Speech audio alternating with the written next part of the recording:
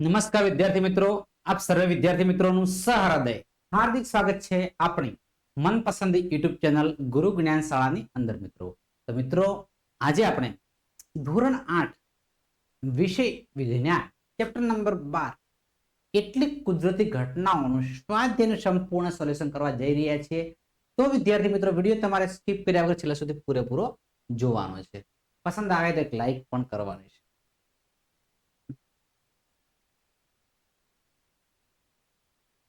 નીચેનામાંથી કયું સરળતાથી ઘર્ષણ દ્વારા વીજભારિત થતું નથી? નંબર બી છે, ઓપ્શન નંબર બી, તાંબાનો સળિયો. તાંબાનો સળિયો.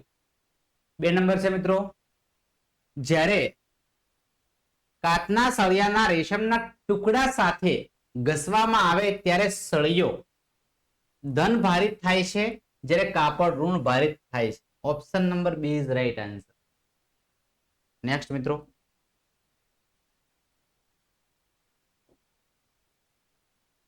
ખરા વિધાનો સામે ટી ને ખોટા વિધાનો સામે એફ પર ક્લિક કરવાનું છે. સમાન વીજભાર એકબીજાને આકર્ષે છે, વિધાન કેવું છે? ખોટું છે, એટલે એફ કરશું આપણે. કાચનો સળિયો, કાચનો વીજભારિત સળિયો પ્લાસ્ટિકના વીજભારિત સ્ટ્રોને આકર્ષે છે, વિધાન કેવું છે? સાચું છે, ટી કરશું આપણે. વીજળીનું વાહક ઇમારતને વીજળીથી બચાવી શકતું નથી, વિધાન કેવું છે? ખોટું છે. ભૂકંપનું પૂર્વાનુમાન કરી શકાય છે, વિધાન કેવું છે? ખોટું છે. ભૂકંપનું પૂર્વાનુમાન થઈ શકતું નથી. ચલો મિત્રો, નેક્સ્ટ. શિયાળામાં સ્વેટર ગાળતી વખતે તડતડ અવાજ થાય છે, સમજાવો. જ્યારે બે યોગ્ય પદાર્થને એકબીજા સાથે ઘસવાથી વીજભાર ઉત્પન્ન થાય છે. તમે શિયાળામાં પહેરેલું ઊનનું સ્વેટર ગાળતી વખતે શરીર સાથે ઘર્ષણ થાય છે, જેથી વીજભાર ઉત્પન્ન થાય છે, અને વીજભારિત ઉર્જાને લીધે તડતડ અવાજ થાય છે બાળકો. તો નેક્સ્ટ.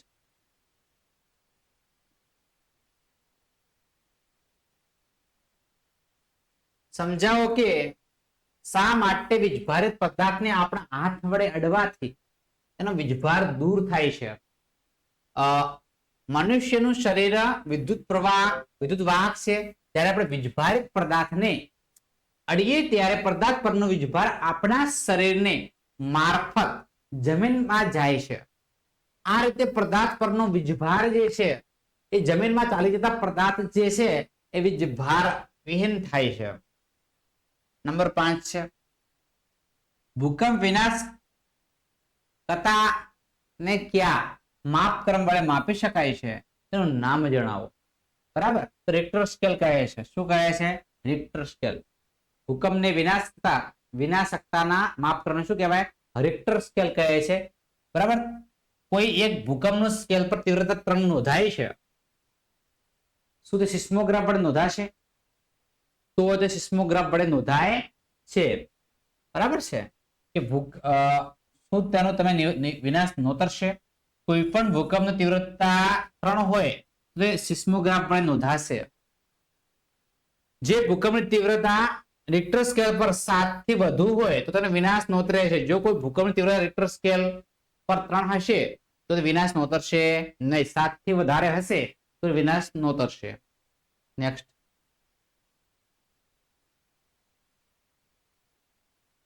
ચલો મિત્રો, નંબર 7 નંબર છે, આપણી જાતને વીજળીથી બચાવવાના 3 ઉપાયો જણાવો. જે જંગલમાં હોય તો નીચા વૃક્ષો નીચે આશ્રય લેવો. જો જંગલમાં હોય તો નીચા જે વૃક્ષો હોય છે એને જે આપણે આશ્રય લેવાનો છે. નજીકના ઘર કે ઇમારતમાં ચાલ્યા જવું. નજીકના ઘર કે ઇમારત હોય ત્યાં આપણે ચાલ્યા જવાનું છે. મેદાન પર હોય તો ઘૂંટણ પર હાથ રાખીને 2 હાથ વચ્ચે માથું રાખી દેવું. મેદાન પાસે હોય તમે તો તમારે શું કરવાનું છે?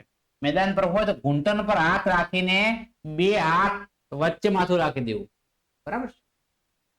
નંબર 8 છે, શા માટે વીજભારિત ફુગ્ગો બીજા વીજભારિત ફુગ્ગાને અપાકર્ષે છે? જ્યારે વીજભારિત ન હોય તેવો ફુગ્ગો અન્ય વીજભાર વગરના ફુગ્ગાને આકર્ષે છે. ફુગ્ગા રબરના બનેલા હોય છે. આથી બે ફુગ્ગાને વીજભારિત કણો કરતા બંને ફુગ્ગા પર સમાન વીજભાર હોય છે અને એ સમાન વીજભાર વચ્ચે આકર્ષણ થાય છે. આથી બંને વીજભારિત ફુગ્ગાને એકબીજાને અપાકર્ષે છે. અને વીજભારિત ન હોય તેવો ફુગ્ગો અન્ય વીજભાર વગરના ફુગ્ગાને આકર્ષતો નથી, પરંતુ એક વીજભારિત ફુગ્ગો બીજા વીજભાર વગરના ફુગ્ગાને શું કરે છે? આકર્ષે છે.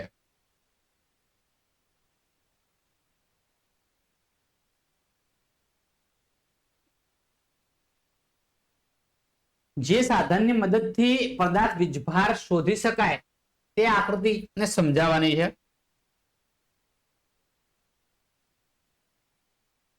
તો પદાર્થ પર વીજભાર છે કે નથી જાણવા માટે સાદું ઇલેક્ટ્રોસ્કોપ સાધન વપરાય છે. બરાબર છે. તમે એની આકૃતિ જોઈ શકો છો. બોટલ લીધી છે, એલ્યુમિનિયમ ઓઇલના બે પટ્ટાઓ છે, કાર્ડબોર્ડ છે, વીજભારિત રિફિલ છે, તમે જોઈ શકો છો. અહીંયા પેપર ક્લિપ છે, ખોલી કાઢેલ.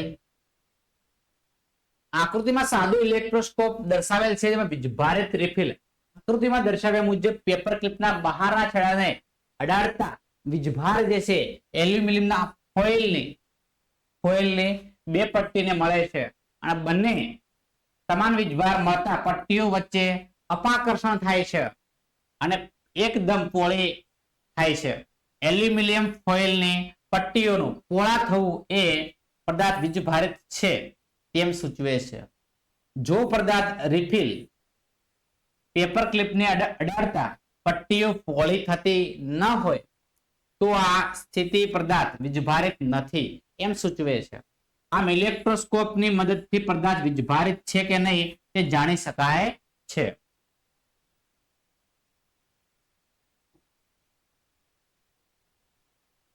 ભારતમાં ભૂકંપમાં સૌથી વધુ શક્યતાઓ હોય તેવા 3 રાજ્યો છે. કાશ્મીર છે, ગુજરાત છે અને રાજસ્થાન છે. કાશ્મીર, ગુજરાત અને રાજસ્થાન 3 જગ્યાએ સૌથી વધારે ભૂકંપની શક્યતાઓ રહેલી છે. માની લો કે તમે ઘરની બહાર છો અને ભૂકંપ આવે છે તો તમે તમારી જાતના રક્ષણ માટે તમે શું પગલાં લેશો? આપણે ખુલ્લા સ્થળ પર તરફ ચાલી જવું. ખુલ્લું સ્થળ હોય એ સ્થળ તરફ આપણે ચાલી જવાનું છે. ઇમારતો, વૃક્ષો તથા ઉપરથી પસાર થતી વિદ્યુત પ્રવાહની લાઈનોને દૂર રહેવું. મોટર કે બસમાં હો તો બહાર ના આવવું. વાહન ચાલક ધીમે ધીમે ખુલ્લા સ્થળ સુધી વાહન ચલાવવાનું કહેવું. બરાબર છે. આ રીતે તમારા પગલા લેવાના થતા હોય છે. 12 નંબરનો પ્રશ્ન છે, તમારી સ્ક્રીન ઉપર તમે જોઈ શકો છો અહીંયા. બરાબર.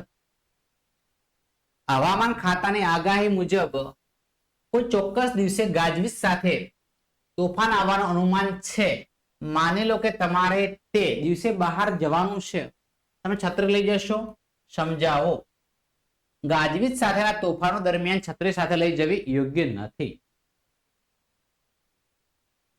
કારણ કે દરેક છત્રીની રચનામાં બહાર ઉપર ટોચના ભાગે ગોળ કે અણીદાર સળિયા જેવી રચના હોય છે અને ધાતુના બનેલા હોય છે. ધાતુ વિદ્યુતનું શું છે? સુવાહક છે. શું છે? સુવાહક છે. અને તેના પર વિદ્યુત ત્રાટકવાની વધુ શક્યતા છે. માટે ગાજવીજ તોફાન સમયે બહાર છત્રી લઈ જવી હિતાવહ નથી.